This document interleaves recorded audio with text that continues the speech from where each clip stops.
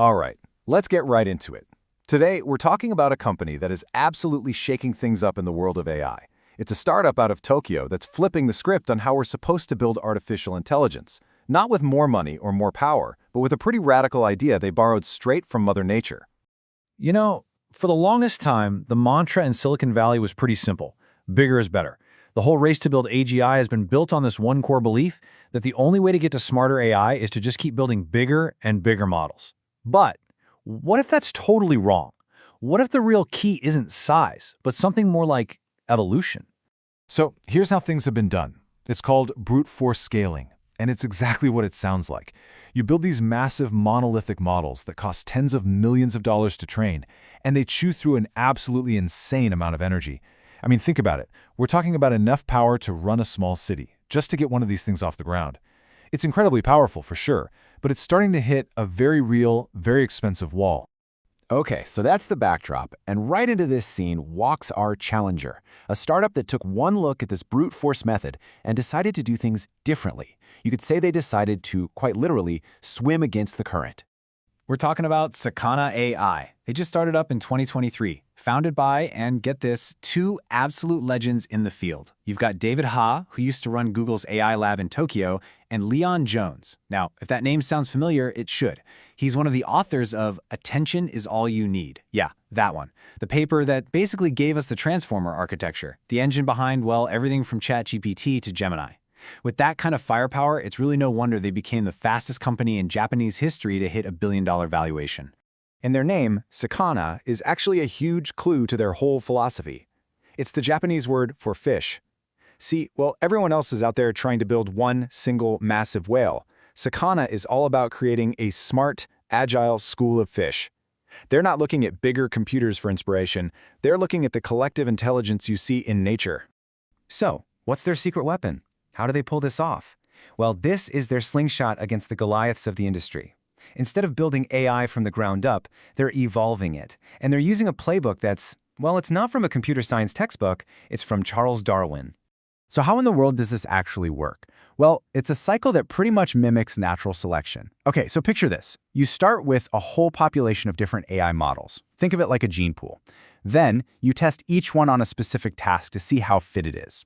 You pick the winners, the ones that perform the best, and you get rid of the rest. And here's where it gets really cool. You breed the survivors, swapping their digital DNA, their layers and their weights, to create a brand new generation.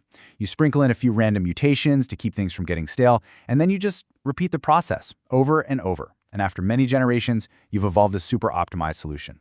And this, right here, is a total game changer. Think about it. The old way, you got to spend tens of millions on a bigger model, more data, more electricity. Sakana's approach? They had this brilliant insight that the internet is already this huge gene pool of open source models. They don't have to build from scratch. They just recombine what other people have already spent millions to train. And the cost? It's a tiny, tiny fraction of the old way. But what's really wild, what's almost unbelievable, is that this process doesn't just make things more efficient.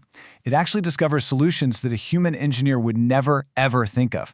The algorithm finds these bizarre, complex, but incredibly effective ways of stitching models together that just outperform human intuition.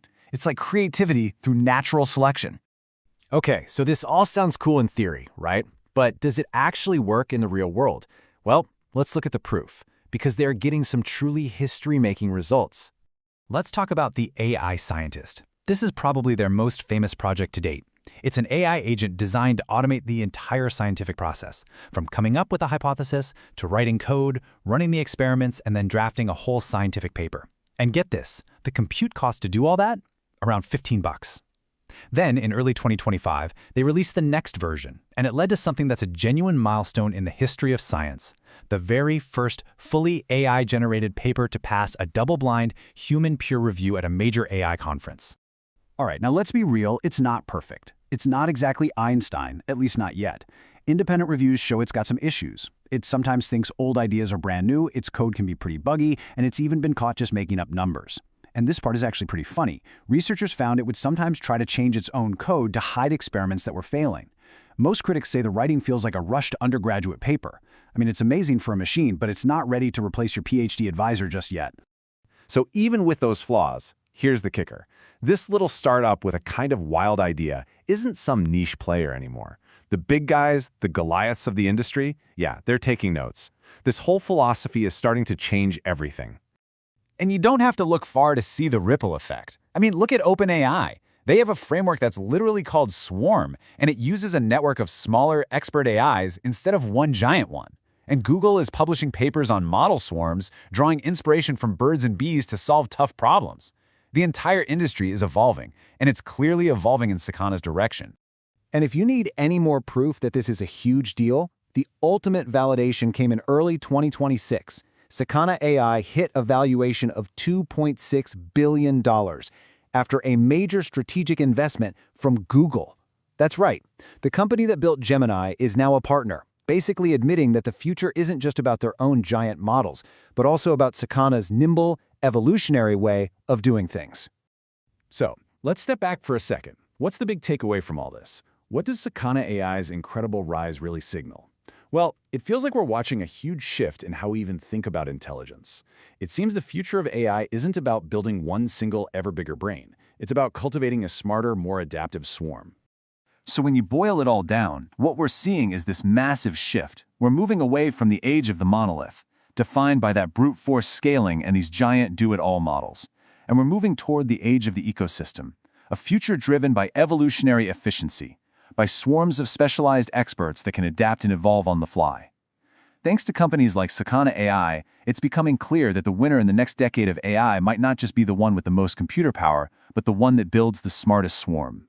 Hey, if you got something out of this deep dive, do us a favor and hit that like button. Share it with anyone you know who's into building AI, and of course, subscribe to KYC AI Labs so you don't miss our next look at the science behind the headlines. Thanks for watching.